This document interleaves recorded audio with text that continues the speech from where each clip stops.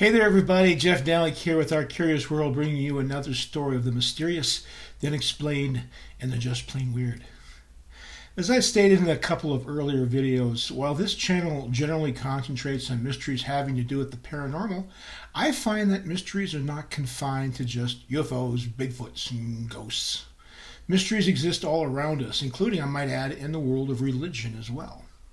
As such, I thought it might be worth looking into a famous story in the Bible having to do with the Apostle Paul and asking what really happened to the man on his way to Damascus that changed him from being a fanatical persecutor of Christians to one of its most faithful adherents.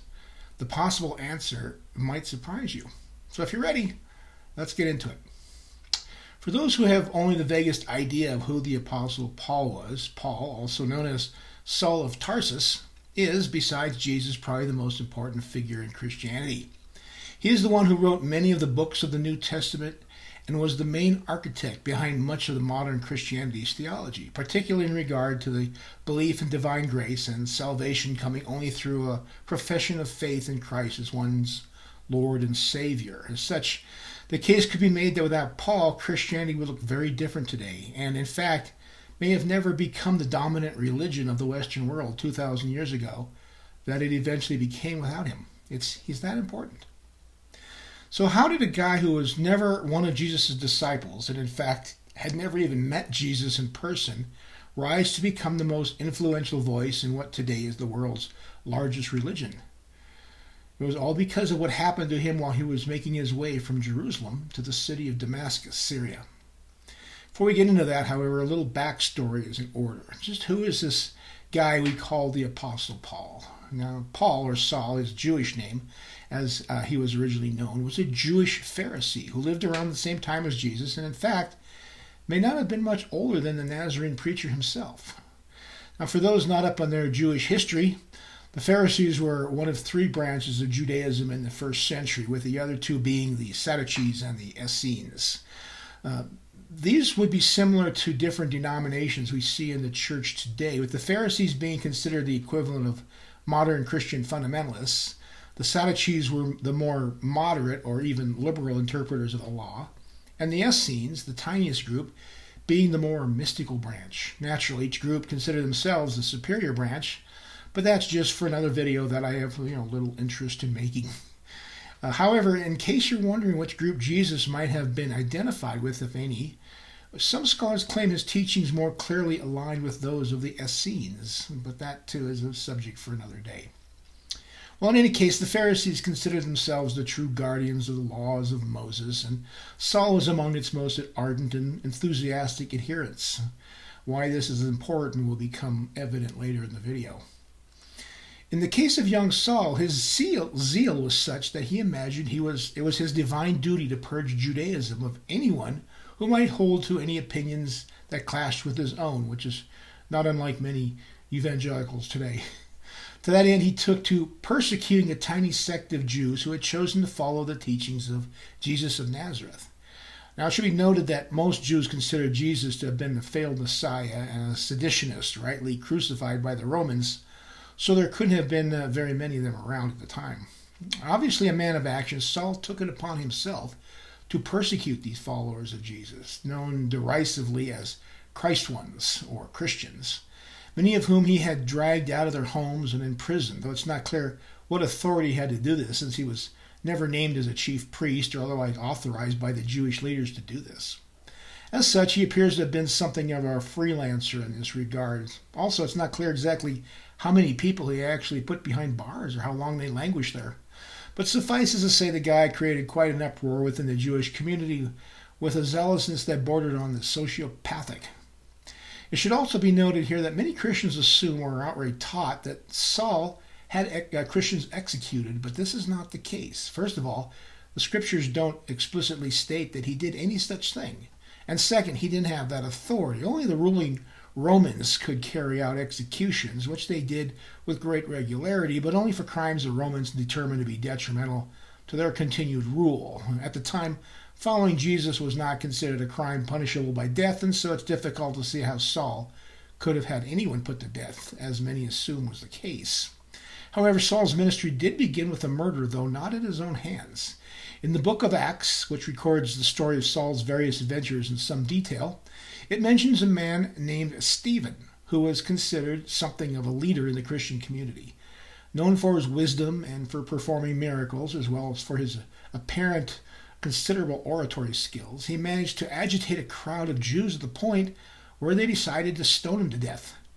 Apparently not wanting to get the martyr's dirty blood all over their nice clean clothes, they laid their cloaks at the feet of a young man to keep an eye on them while they stoned Stephen. That young man, yes, that was Saul. In fact, it is the first mention of the man in the Bible, though it be far from the last. While Saul in this instance did not directly participate in Stephen's stoning, he did approve of it, making him somewhat complicit. However, the larger story is that this moment was when, perhaps suddenly aware of the deep disdain many Jews had for the dead Nazarene and his followers, and seeing how he might make a name for himself, he decided to start his persecution of the Christians. In effect, Stephen's death may have been the spark that started him in his role as a self-appointed, self-righteous inquisitor, the significance of which will become apparent in a moment. According to the book of Acts, Saul continued to persecute the Christians for a time before deciding to expand his ministry beyond Jerusalem. In fact, he wanted to take his show on the road, this time to the Jewish community living in the city of Damascus. Why he wanted to do this is not entirely clear. His work of driving out the Christian community from Jerusalem was far from complete. In fact, not only did he fail to wipe it out, but he actually forced it to scatter throughout Judea, making it possible for its practitioners to spread their teachings to other regions of the country. In effect, instead of stamping out the movement, he inadvertently made it larger and more robust. As such, it's not clear what Saul thought he might do in Damascus, and it seemed that his efforts were doing more harm than good. Here's where I think the anonymous author of the book of Acts takes a little artistic license. At the beginning of chapter 9, Acts has Saul go to the chief priest to get letters authorizing him to arrest Christians in Damascus and drag them back to Jerusalem for trial.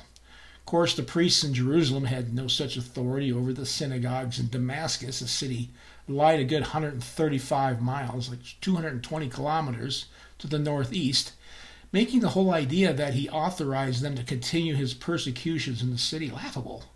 The fact of the matter is that while he may have had the support of some of the more hardcore elements of the Jewish leadership, it doesn't appear that he was acting on behalf of anyone in an official capacity. It's also not clear what mechanism he had in place to drag these people all the way back to Jerusalem for trial, even if he caught them. He would have needed a small army to carry out such a task. In any case, and considering the damage he had already wrought by inadvertently making it possible for the Christian sect to expand into the surrounding countryside, he may well have been kicked out of Jerusalem, or at least sent off by the chief priests with shouts of good luck and good riddance on their lips. In the end, Saul heads off to Damascus with a small entourage of like-minded zealots, or perhaps they were paid armed escorts for protection. The Bible really doesn't tell us who these people were, content in the knowledge that he was doing God's will by cleansing Judaism of all heresy. This is where the story gets juicy. After a journey of several days, as he and his posse were approaching the city of Damascus, he had a most remarkable experience. It seems that there was a flash of light, or to quote the Bible precisely, a light shone around him from heaven, and he fell to the ground. At that point, he heard a voice from heaven asking him why he was persecuting him. The him in this case being none other than the recently deceased Jesus of Nazareth. Obviously frightened, the Bible records that he asked the apparition, "Lord, what do you want me to do?" To which the vision replied, "Arise and go into the city, and you will be told what you must do." Immediately after that, Saul rose to his feet, only to suddenly realize he had been rendered blind. Led by the hand into Damascus, he spent the next few days there, sitting in the dark and likely reconsidering his life choices. 3 days later, a Jewish Christian living in Damascus named Ananias came to him, supposedly at God's request, to lay hands on him and restore his sight. After that, Saul decided to hang out with the Christian community in the city, who even helped him escape efforts of other Jews to kill him, apparently for becoming a turncoat in their eyes. After that, Saul changed his name to Paul, the Greek or Gentile equivalent of Saul, and went on to evangelize the Gentile world. He even wrote a number of letters that eventually made their way into the Bible and are now considered part of the inerrant Word of God by most Christians. That, at least, is the story as it has been traditionally told. However, I wonder if we might not revisit it for a moment to consider what really might have happened from a more naturalistic perspective. Assuming the story is true at all, which is far from a given, and is recorded accurately, we might make a few observations that could explain not only much of what happened, but why it turned Saul from being a persecutor of Christians into a Christian evangelist. First, the Bible tells us that Saul was thrown off his feet by a light from heaven. Can you think of any natural phenomenon that could do such a thing? How about a bolt of lightning?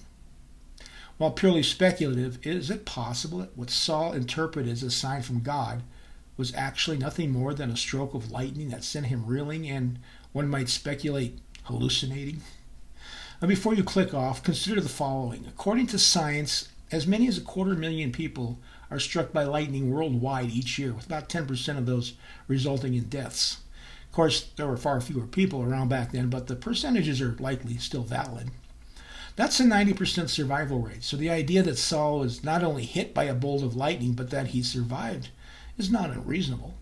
Additionally, the strike rendered him temporarily blind, which is also a common feature of being nailed by one of Thor's thunderbolts. While most lightning strike survivors regain their vision within a few minutes, there are reports of people not regaining their sight for days or even weeks afterwards, if they get it back at all. As such, the prospect that a lightning bolt rendered Saul temporarily blind is also reasonable, and in all probability quite likely. What about the conversation he supposedly had with Jesus of Nazareth and the voice that his companions supposedly heard as well? First of all, it appears that Saul was the only one who had a distinct conversation with this voice. As the book of Acts author later recorded, Paul himself is recounting how his companions heard the voice but were unable to understand the words. Now, the Greek word used here for voice is phonos, which can be translated as either voice or, more simply, as sound. But could this have actually been meant thunder? While the Greek word for thunder is bronte, is it possible the author of Acts was being specifically vague so as to permit a more spiritual interpretation of events? Certainly thunder is a sound, and one a person is unlikely to discern a conversation from, as the book of Acts recounts. Further, these unnamed accomplices disappear almost immediately after the event, so we never get a chance to question them as to precisely what they heard. All we have is the author of Acts' word for it.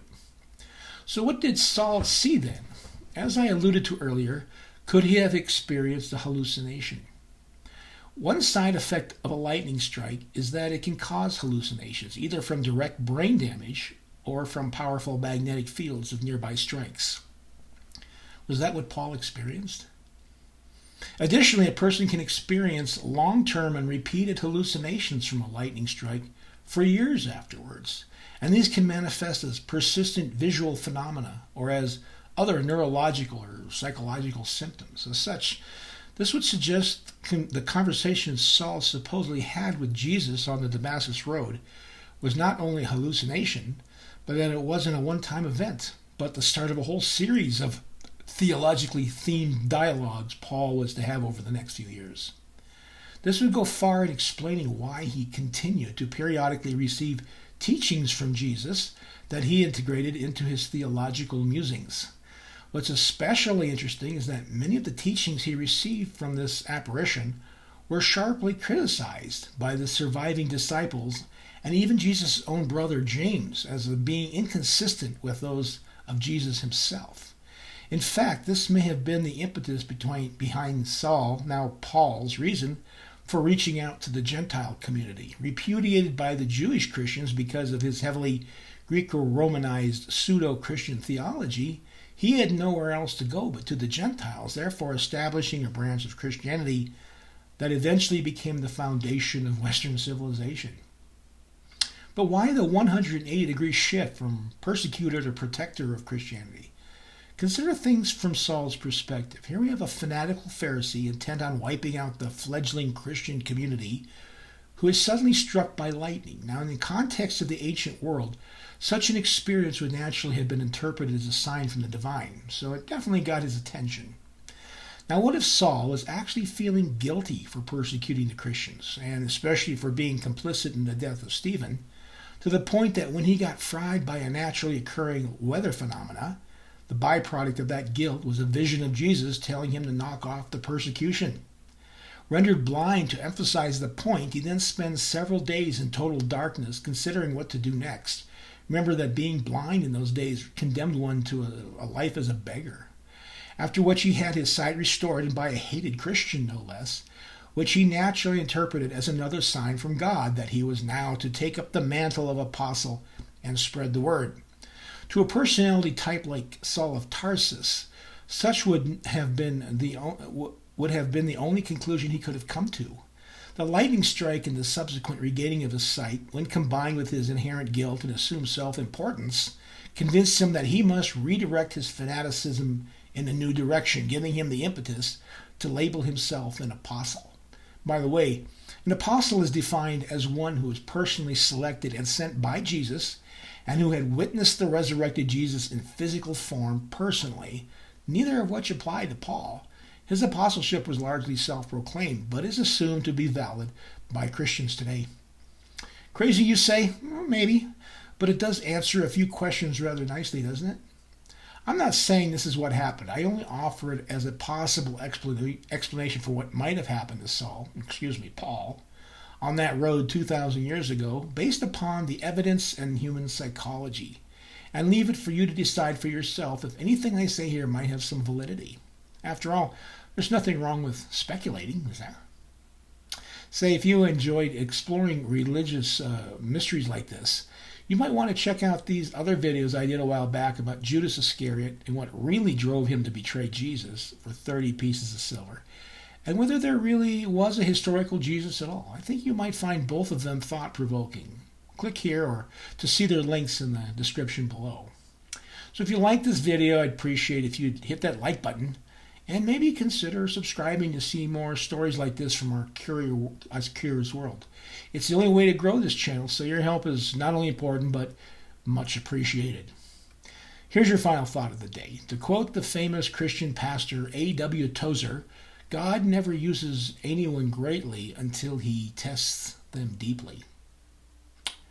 Bye for now. Till next time.